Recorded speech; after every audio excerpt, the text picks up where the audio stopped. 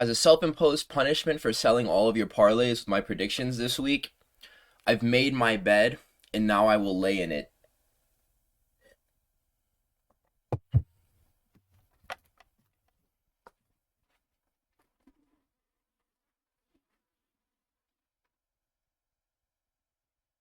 All right, so first and foremost, thank all of you guys who came and checked out the Fight Companion stream. I want to do that on a weekly basis. I woke up pretty early this morning, didn't get a whole lot of sleep, so I had to take a couple hours of rest before I get to make this recap, but I'm here now. This card made me realize how difficult it is to predict MMA. Predicting MMA on YouTube, or just in general, I couldn't even imagine putting money on this. Like, I should let you guys know, full stop, I'm making like these predictions and stuff. I'm not putting any bread down on these picks, dude. Just because I know it's a fist fight. This is one of the most difficult things that a person can do is predict MMA properly or just at all. Weekend after weekend, we see the most random bullshit happen. Outcomes that are so like, yeah, of course it happens that way, that like you go ahead and just pick it and then it just doesn't go that way. Everything gets thrown for a loop once those gloves get thrown on and they start throwing fists at each other. I love this sport so goddamn much, but I hate predicting with a passion. I understand why a lot of different channels don't do predictions, because this shit gets stressful, especially whenever you want to imagine that a certain fighter is a lock and they just blow it. Oh my gosh, we're gonna get into all of it, but I'm sad. I'm quite sad right now. And this is not helping. This is not helping me at all. This is not helping. Lerone Murphy versus Aaron Pico. Co-main is official for UFC 319. They let us on with the suspense at first. They were like, oh yeah, and by the way, fellas, Michael Bisping, he was like, we have announced the UFC 319 co-main event to announce. And that's going to be Aaron Pico versus... And I was like, Movzar? They're going to reschedule it because he called them out for the Chicago date? And then Michael Bisping was like, oh, believe you me, buddy. You're going to get Lerone Murphy, brah. Lerone Murphy. Lerone Murphy versus Aaron Pico. Bro, that literally, day ruined. After Lerone Murphy's last one over Emmett, he had called out someone in the top 5. I mean, I'm not sure if he deserved that with that level of performance. But co-maining UFC 319 with Aaron Pico, who's a Bellator fighter that's debuting, and we don't even know if he's good yet. I genuinely would have taken, any other fight, maybe.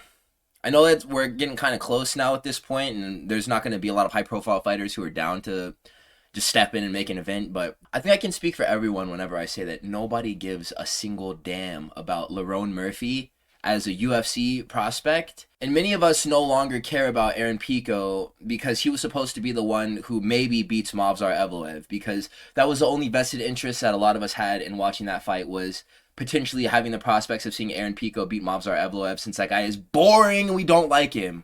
A lot of us, at least. I know that guy actually does have fans, Movzar Evloev, but what this means now is that Movzar Evloev is going to recover from his injuries. He's going to get shafted in whatever fight he gets to return. It's not going to be meaningful enough to get him to a title. Whoever's champion at that point, whenever he does win that fight, he's not going to get a fight with that person immediately. He's going to at least need to fight 2 more times, I'm thinking, because he's not going to come right back from this injury into a number 1 contendership fight. I'm not sure what the implications of Lerone Murphy beating Aaron Pico will be. Movzar Evloev, people are going to say that the champion is ducking Movzar Evloev, is what I'm trying to say, and it's going to absolutely hurt my brain. I can't stand how pull-out merchants like Movzar and Armin just get to pull out and not do what they say that they're going to do, and people are still going to believe that they're number 1 contenders. And whenever they actually are made to earn their number 1 contendership back, because they should, you don't just get to be number 1 contender. You don't just get to put that position on ice. It has to actively be earned.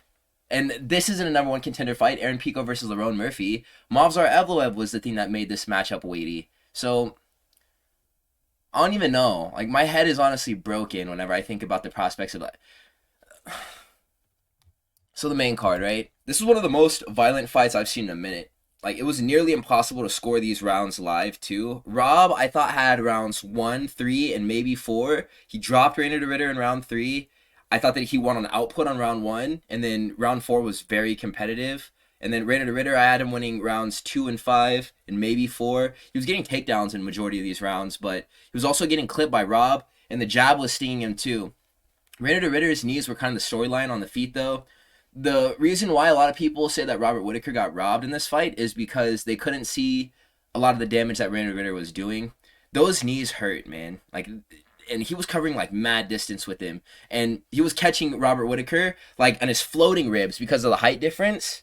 Robert Whittaker was getting like busted right in his rib cage by these knees, and he was wincing big time. And I thought that maybe like a rib might have been broken in one of the first 3 knees that Reiner De Ridder threw, man. Bo Nickel isn't a chump for bowing out of that fight after eating one of those, man, because like there's serious power behind those. Reiner De Ridder in general is just a juggernaut. His chin is, he doesn't even need to defend a lot of strikes. I feel like it's going to be really surprising to see what type of punishment he can take without defending at all.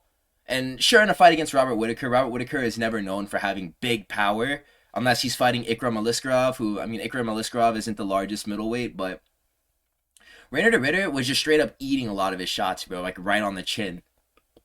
And then he was getting in on takedowns and completing them. And he would suffocate Whittaker from like the top. And he would stack the guard. He was very active in passing. Knee cuts into side control. He would transition from side control back into mount. Robert Whittaker was working a lot, getting tired. Whenever they would stand back up and start the new round, Robert Whittaker, he looked like he was fading. I thought that he would get finished eventually. Because as soon as they would start the round on the feet, Reiner De Ridder would go right back to the well with these knees and continue to punish the midsection of Robert Whittaker in the body, was landing these shots to the liver. In the clinch, he was pinning him up against the cage, landing some little pitter-patter shots on the inside to the body. Robert Whittaker is actively pissing blood as we're talking right now. And there's no way to know that, just because if you do sustain a lot of head damage, your eyebrows are going to get cut, your nose is going to bleed, your mouth is going to bleed. But people can beat up your body all day. And unless like there's visible bruising, which there wasn't, they're not going to see how messed up your guts are. I wouldn't be surprised if leaving the arena, Robert Whittaker farted and accidentally pooped out one of his kidneys with all the body damage that he took.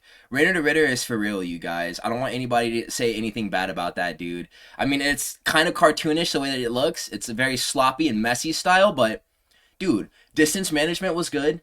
He was getting out of the way of big shots, rolling with a lot of them too. Defensively, looked very responsible in my opinion. It's a style that he has that's designed to break people. Rob is super tough for not getting finished. It's going to be interesting to see what happens whenever Reiner De Ridder faces a grappler like Dricus or Hamzat, who have a lot of strength to match his strength, or if he fights a guy, even like a Thibaut Gauthier, if he eventually makes it up to the top of the division, who has like really big power. I'm going to see if, it's going to be interesting to see how he eats shots off of guys who actually do have a big KO threat. But overall, I would say that Reiner De Ridder would have some very interesting fights with Hamzat or Dricus. So after UFC 319, this guy has definitely entered his name into the hat for people who should be fighting for the belt. If he isn't next, he is right there. So I'm actually very like impressed by what I saw. That this was a good performance by Reiner De Ridder. I know that he played spoiler. A lot of people wanted to see Robert Whittaker win. I actually feel kind of like a Genie Bonini for getting this one right. I got a lot of the picks wrong, though, so we're going to enjoy the grace period at the very beginning where I got 3 picks right, and then we're going to get into the breakdown that I went through in the very middle of this card. I felt so mentally unhealthy, like halfway through the prelims, all the way until about like halfway through the main card, because everything that I had said was going to happen just did not happen. And I'm sorry again if I blew your guys' parlays and that you listened to my opinions whenever you were betting. I'm sorry. I'm so sorry. All right, so we have Petr Yan at number 3 versus Marcus Mcghee. Yan starting slow, it always scares me. And this is low-key the reason why he lost to Sean O'Malley. In these 3-rounders, it's pretty much guaranteed that Petr Yan is going to lose the first round. And he's going to come back for rounds 2 and 3 and probably drop off his opponent or get a finish or just masterclass him like he did against Marcus Mcghee. But that first round, he's not going to do much, and he's likely going to lose it. And the indication of whether or not he just loses the first round or the entire fight is how much damage he sustains. They were stud on these shots, but they were slapping the guard. Petr Yan does a really good job of this. Just moving forward, doing this. He does a really good job of just making sure that he's covering up at all times. None of the shots from Marcus Mcghee were getting through. Maybe some body shots, because Marcus Mcghee was throwing low, high, and that's how he was setting up his entries. He even tried for takedowns, too, throughout the first round, was getting stuffed by Petr Yan. Petr Yan saw everything. The difference in the lands was exemplified in the first flush combo that Petr Yan landed in round 2. Up until then, Marcus Mcghee was just winning on output and activity. He wasn't really doing much damage to Petr Yan, but Petr Yan throws a 1-2, hits its mark perfectly. Beautiful precision on these shots. Wobbles Marcus Mcghee just a little bit. Just stuns him and opens his eyes a little bit. And this immediately changes the fight, because one thing I noticed about Petr Yan's fighting style is that the first clean combo that he lands, it's his rangefinder. And if he can touch your chin once, he likely will be able to do it over and over again. It's going to be harder and harder for him to miss as time progresses. And once he gets into that like rhythm flow state, where he understands like the distance which you like to fight at and the timing of your entries, that's whenever he's going to start throwing spinning back fists into lead hooks and all types of just weird stuff. The unconventional techniques didn't really come out of Petr Yan just because he understood the boxing threat that Marcus Mcghee was, but he was boxing very well. This is about some of the best I've seen Petr Yan box, and he always does a good job, but he looked very sharp and dialed in tonight. Yan looked like he was in complete control of this fight after round 2, and Marcus Mcghee couldn't get anything going after round 1. But Marcus Mcghee did win that round on all 3 judges' scoring cards, so Mcgee's power was the factor in the stand-up battle on paper, but it seemed irrelevant in this fight. Petr Yan didn't hit as hard as Marcus Mcghee, that was clear, but his lands were cleaner, and he was battering Marcus, so I don't think that Marcus Mcghee put on a bad account for himself. It just seemed like this was too large of a jump in competition for him, and he just wasn't ready for this fight. But there's really not a striker who is in this weight class. The only way that you beat Petr Yan is to integrate all facets of mixed martial arts and to beat him everywhere. If you're only giving him single looks in the stand-up, like with the boxing, he's going to tune you up. I think Sean O'Malley was even like feigning takedowns or even shot a couple of times in that fight. Once you just noticed that the stand-up was getting him nowhere. You get nowhere very fast against Petr Yan. Today it was a really bad day to be named Marcus. Marcus Buchecha and Marcus Mcghee both had pretty rough times. In round 3, on hit flow state, we got some pretty cool sequences, some outside trips. It was a pretty vintage performance. Got some really nice hand combos as well. Petr Yan is one of those fighters where it's like you watch his fight and then you directly go to the heavy bag and start drilling the combos that he used in the fight because he's just that crisp. So Petr Yan did win a decision. Very good work from him. He doesn't show any signs of having fallen off. He is still one of the best in the world. Someone who I can't say that about is going to be Shara Magomedov. He fought Marc-Andre Barriault. Shara is not as good as I thought he was. He's a dynamic kickboxer, but he's weak in the clinch. I mean, not necessarily weak in the clinch from like the perspective of offense, because his knees and elbows are good, but he struggles with the dirty boxing style of Marc-Andre Barriault because he's not strong enough to disengage from the clinch, and he accepted it. A lot of the fighters on this card, whenever they would get clinched by more physical opponents than themselves, they would just accept the clinch and not try to disengage with it. Shara, he doesn't have any more hype after this. He almost lost to Powerbar Barriault, and like that would have been so embarrassing for him. When Shara started flowing, he was getting active with like lead elbows and he cut open Marc-Andre Barriault. I think he touched both sides of Marc-Andre Barriault's head with an elbow. He started gushing, and there was a sequence where Marc-Andre Barriault advances forward, lands a right hand, and then chases Shara into the cage and they start grappling. And I'm like, wow, the side of Marc-Andre Barriault's head is bleeding a lot. And then I take a closer look and I see Shara Magomedov's nose is completely crushed. And this made the fight really scary because they actually were having a competitive round 2 together. It really did seem like Shara was pulling away at the time where he did get his nose broken. And that, I thought for a second that might have changed the entire outcome of this. He still wins though. Nearly finishes Marc-Andre Barriault at the end. But he did look like his beard, it was colored as if he had just eaten an entire raw cow. Really gross. Red beard. Like, he had the two-tone red beard. Red hair, even redder beard. And like, it was like crimson his beard. It was actually pretty cool like how evenly dyed it was from the blood between both of them. But yeah, Shara, he can't do much better than this. Kopylov or Bruno Ferrer would torture this guy. I think it might have to do with him only having one eye. He's not able to see a lot of the offenses from his opponent. He gets caught a lot. Dude, Shara Bullet he's not the soundest striker defensively. Whenever we're talking about can he keep himself from getting hit or knocked out, MVP displayed that this dude is very touchable, and Marc-Andre Barriault further displayed this. Something worth considering is how Modestas Bukauskas won a fight against Marc-Andre Barriault better than Shara Magomedov did, and how we view Modestas Bukauskas as like 1/4 of the striker that Shara is. Magomedov, he still won a decision, but I was very underwhelmed by this one. I still got it right, so I guess I enjoy my pleasures where I can. The next fight, though, the second fight on the main card was Almabayev versus Jose Ochoa. Jose Ochoa was way too reactive in this fight. He fought differently than he fought against Loner Kavanaugh. He was a lot more forward engaging on the feet with Loner Kavanaugh and was seeking to press for a knockout in that fight. Jose Ochoa in this fight, it seemed like he was actually trying to land the same knee that Edson Barbosa landed on Beneil Dariush. As that boy Almabayev was coming into the pocket to land his takedowns, he was shooting knees and they were just missing. They were going either to the left or right of Almabayev's head or hitting him in the chest. And a lot of them weren't even making impact noises, indicated that he was just missing. And he was getting taken down for this. Almabayev, he prioritized control in this fight. He wasn't really attacking subs that much or going for ground and pound that much. He was just really chilling in the guard because there was no threat from Jose Ochoa on the bottom. Jose Ochoa, he would try to scramble, or if he could get to a front choke, he would try to pull a guillotine or something. To be fair, at one point, it did almost look like Jose Ochoa was going to submit Almabayev with a guillotine, but it's just that choke is nearly impossible to finish from half guard, and it sucks because Almabayev, he did actually do a good job of timing his takedowns, and into round 2, he started throwing an overhand to change levels off of, and that was actually clipping Jose Ochoa.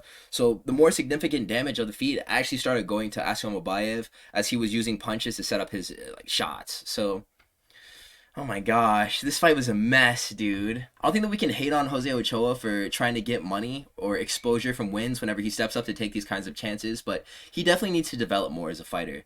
As a striker, he's pretty good, but he needs a better understanding of distance. He needs to get more comfortable with his strengths and how to use them against guys who play to his weaknesses, which is grappling. It can be wrestled. His mistake was allowing Almabayev to settle into his grappling game plan. Once you do that, it's really hard to take him off of his game because you likely won't catch him entering or with the Hail Mary submission unless you beat him up first. And there was not enough damage that was done on the feet to Almabayev before he had ripped that guillotine that I talked about before, or tried for the knees. He didn't force a lazy shot out of Almabayev. Almabayev's takedowns looked really good the whole fight, and that's because he was fresh and didn't take a whole lot of damage. Almabayev soundly won this decision. Shavkat was also in the corner of Asu, so it was nice to see him, but I was very salty about the fact that I got this one wrong. Nikita Krylov, oh my gosh. Dude, I'm about to die of salt overdose right now. Nikita Krylov at number 10 versus Bogdan Guskov.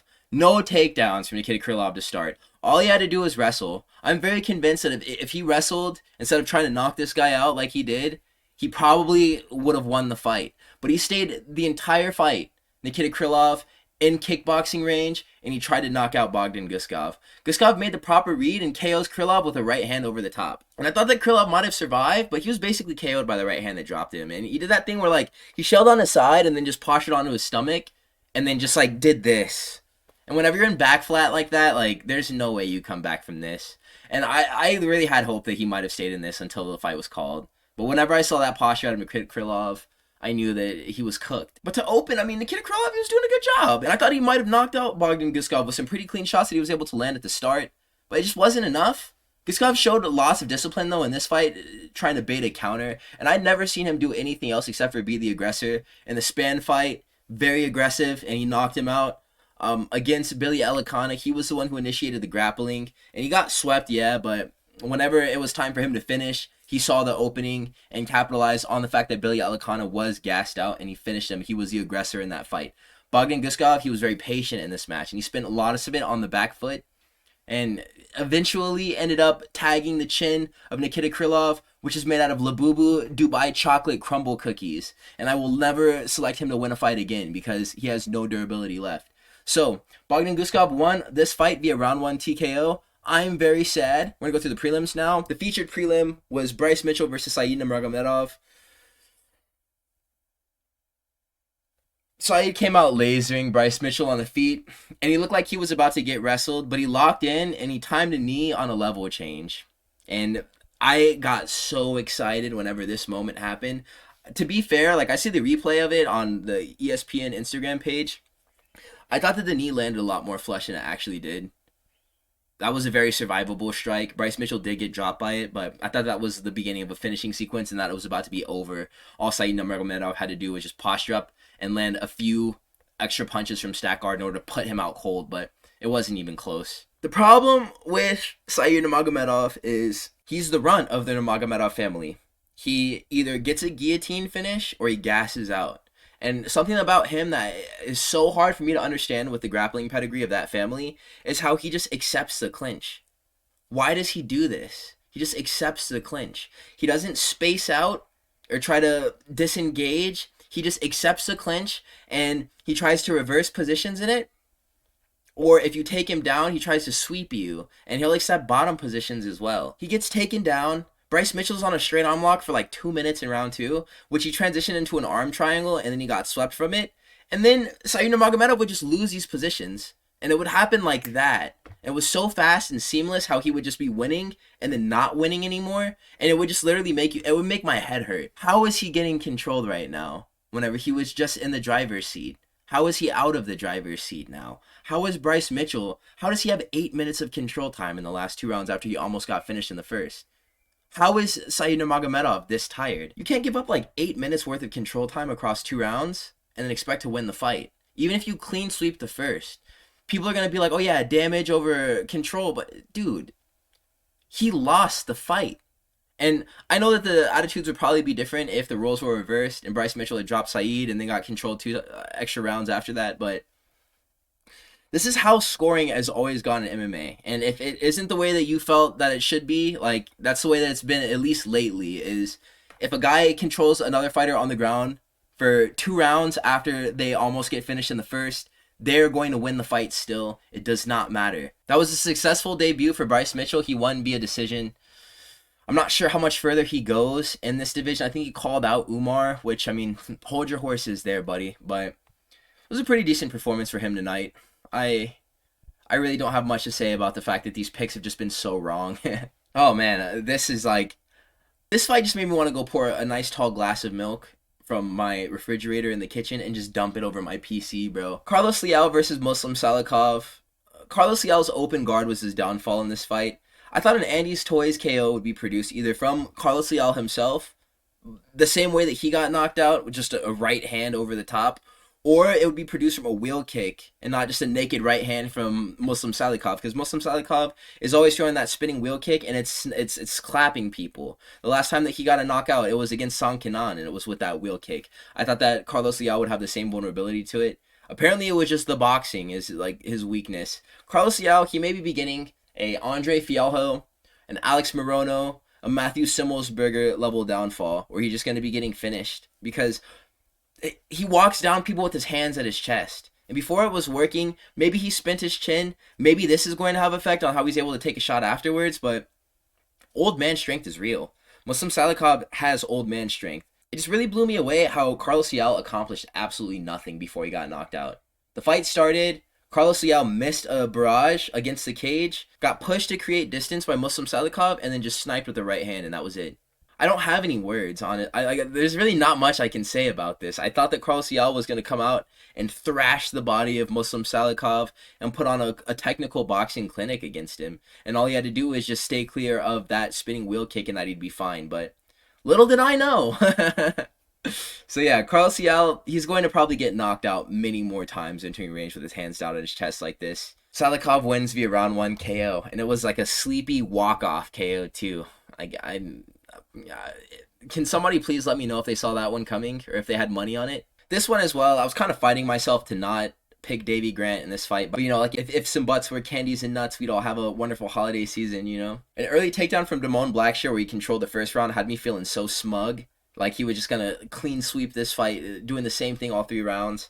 But whenever round 2 started, Damon Blackshear had used a lot more energy than Davey Grant did. Davey Grant looked super fresh, and he gave no respect to Damon Blackshear on the feet. It's actually quite insane how much harder Grant hits compared to Damon Blackshear, who has no power in his hands despite having such large of a frame and being so ripped.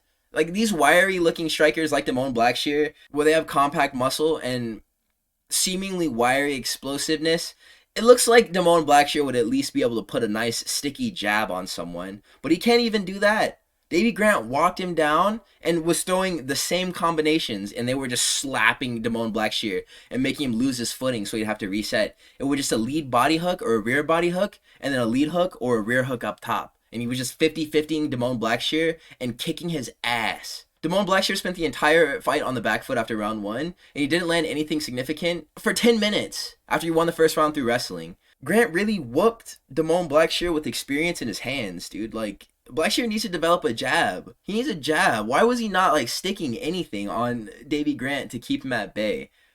I'm not sure what the striking of Damon Blackshear is on. I should have definitely seen the writing on the wall with how the Cody Gibson fight went. I thought that the grappling would prevail though, but Davey Grant is tricky and his submission defense is really good. And I should have also seen that as a contingency here, that if Damon Blackshear would be able to get Davey Grant to the ground, that there would be no way that he'd be able to sub him. I was wrong again. Surprise, surprise! I was wrong about Damon Blackshear being ready for the rankings because he can't beat Davey Grant. Davey Grant won a decision at 39 years old, made him look like an absolute sucker. Amanda Ribas at number 7 versus Tabitha Ricci at number 10. The ranking squatter Amanda Ribas got absolutely exposed by Tabitha Ricci. Tabitha Ricci, she won via big old tuchus. Ribas, she tried wrestling early and she looked good and then just got reversed and torched. Up elbows against the clinch sealed this fight. It was actually just a naked elbow. She just got power barred. That woman Amanda Ribas got absolutely Marc-Andre Barriault power barred. The beginning of the end was the same sequence that knocked out Bruno Silva in Marc-Andre Barriault's last win. She just pinned her up against the cage in the clinch, threw an elbow, started opening up the opportunity for her to land more damage because Amanda Ribas did get hurt by it. And then it was an up elbow like this that landed right in the eye socket of Amanda Ribas that made her squint and then drop to a knee and shell. Most women's strawweight fights, they get held in the clinch. Ricci is better than most girls here, so she's going to win a lot of her fights. Ribas, she held on to that number 7 ranking for way too long. And then I thought it was funny how Tabitha Ricci wins the fight. And she says, let me get a shottle tight. Because they're English, you know. Let me get a shottle tight. Somebody give this woman a shottle tight immediately. So yeah, she's going to win via round 2 TKO. Very good win for her. Very big butt. The third fight on the card was going to be Ivo Aslan versus Billy Elikana. Billy Elikana, he came out with the front kick, which froze Ivo in place. Elikana attempted a takedown just to show Ivo the look. And he got flashbacks. Ivo Aslan, he got flashbacks of his fight with Ion Kudalaba, where he was baited into a brawl after getting wrestled. Ivo Aslan, he's such a low IQ fighter. I don't know how else to put this. He doesn't know the right amount of effort to exert in the cage so that he's not getting dominated or so that he doesn't burn himself out so he can get finished. And that's what he was trying to avoid after the first feinted takedown from Billy Elikana. He wanted to stay disciplined to try to see the shot and to defend it aptly, and he didn't want to overextend and provide the opportunity for Billy Elikana to continue to wrestle him because he knew he could just get taken down if he was out of position. And then if he did get wrestled, he would want to get back to the feet and try to get it back in the stand-up, and that would lead him into danger and potentially another opportunity for him to get finished. So through all this thinking that he was doing, he decided to just do nothing and to get kicked for 15 minutes. Elikana, I can see him being a fighter who will put on some fun fights as he moves towards the rankings. I'm not sure if he'll enter them or if he won't get brutally knocked out again whenever he gets an unfavorable matchup, but he's pretty good at different things. Billy Elikana has solid output, okay power, good kicks, very good kicks. He came out with the front kick. It was strapping Ivo Aslan, and it definitely made him tentative to enter range because he was just getting teep kicked in the breadbasket over and over and over again. And those shots hurt. Back again to what I was talking about, the Robert Whittaker, Reiner De Ridder fight. You don't see the damage, but it's there. It hurts. Those shots, they're painful. It wouldn't surprise me if they cut Ivo Aslan after one more of these performances because he actually looks horrible. His career high point is going to be against Rafael Cerqueira, who is a cut fighter. He had a fight that was so horrible with Anton Turkali that it's basically like he lost. How are you taking 3 rounds to knock out the Pleasure Man in a life or death fight? How is that even possible for any 205er in the UFC who is at this threshold to where they should be competing in the best organization in the world? How is that even something that is possible for you to do? Getting subbed by Ion Kudalaba in itself is how are you doing that? And then this fight with Billy Elikana, he just completely let the moment pass. He waited in neutral distance against Billy. I'm not even sure what he was waiting for. Aslan is only closing off the cage against certain people that he knows are pussies. Otherwise, he himself is just going to not do anything. So, Elikana, he won via decision. Pretty good fight. Ah ha ha! This fight was so funny. Muhammad Yahya versus Stephen Nguyen. This is the worst damage I've ever seen a fighter sustain to their face. And definitely the worst damage I've ever seen a fighter sustain to their face where they didn't break any bones in it. Because they were giving medical updates on Muhammad Yahya at different points of the night. I guess they gave one medical update on Muhammad Yahya, towards the end of the card. They had done some CT scans on his, face, and apparently, he's good. It just got his eye blown up with the punches that Stephen Nguyen was able to land. Muhammad Yahya, he goes down more than Bonnie Blue. Dude was dropped 7 times in one round. Nguyen almost sold this fight so bad by getting dropped himself, too. It wasn't a scrap, just because Muhammad Yahya was getting dropped way too much. This was the record for the most knockdowns in a single fight. But one thing that was really weird is how Stephen Nguyen, he didn't chase a finish anytime that he dropped Yahya. He didn't stack guard. He just disengaged and then let Yahya get back up. And somehow, Muhammad just kept on recovering. So, I've seen mouses before. Little mouses under the eye. That boy Muhammad Yahya had Chuck E. Cheese on his face. This was like a bowling ball sized mouse on his cheek. And it started from like his nose and it went all the way like around to his ear, dude. It was so gross. This was really gross cosmetic damage. They definitely made the right choice in calling this to be a Duke de Stupid on the stool at the very end of round 2. As soon as the guy sat down and like the camera panned at him, I was like, ugh. And everybody in the chat on the live stream was grimacing as well. It was really nasty stuff. Nguyen, he hit the Aura Farmer emote in the center of the octagon after his W2. He hit the, what is it, what does he do? He's like, there's like another part of it too. I forget. But, you know, like the young, black, and rich. Yeah. So, yeah, I thought that was pretty neat. Nguyen, he wins via round 2 TKO. I'm not sure what this means for him and his progression towards other fights because 7 knockdowns without any finish. That's a cool stat in itself. This is going to be a funny, like, cartoon fight to rewatch, but Stephen Nguyen's not a for real guy, I don't think. Speaking of not a for real guy, oh my god, so much pain, so much pain. I'm in Spain minus the S, dude. I'm in Rebellis de Spain minus Rebellis des. Martin Buday versus Marcus Buchecha. Marcus Buchecha, he crapped his pants in a very real way. Like how Aaron the Plumber says, like in a very real way. Marcus Buchecha shit himself in a very real way. How is Marcus Buchecha competed at the highest level of grappling for 15 years, 13-time World Jiu-Jitsu champion, and he went 1 for 11 on his takedowns? This means that being a pure jiu-jitsu specialist is one of the worst backgrounds you can come from, even at heavyweight, which is like none of those guys can grapple. And to be fair, Martin Buday does have some pretty good counter wrestling. It's not the worst. It's definitely like pretty like okay. I understand why now Shamil Gaziev opted to try to knock him out instead of just trying to sub him or wrestle him, because one pathway is a lot easier than the other one. Marcus Buchecha was never going to knock out Martin Buday because his striking is not good. Martin Buday was swinging at 0.5 speed like he was in a nightmare and was still landing at will on Marcus Buchecha. Every single messy, flurried exchange that would land on Marcus Buchecha would take some of his gas. Every single time that he would fail a takedown, he would get more tired.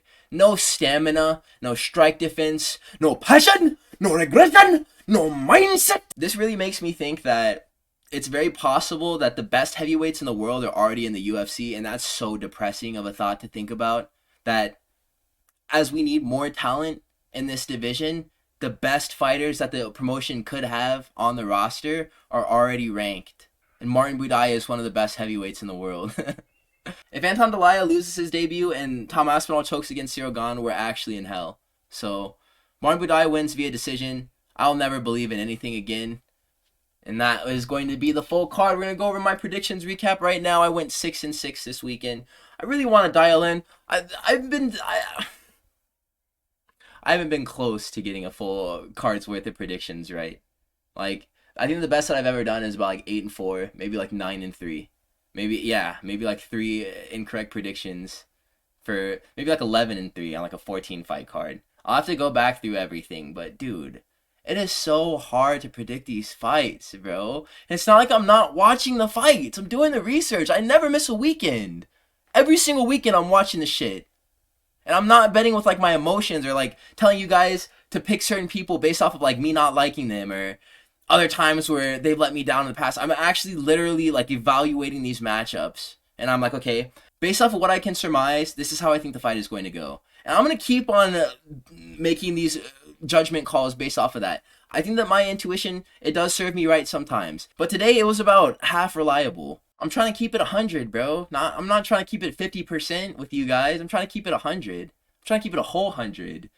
So I'm gonna go back into the lab, dude. I have some really cool videos planned. I'm super excited to drop those, but I'm gonna get back into the lab.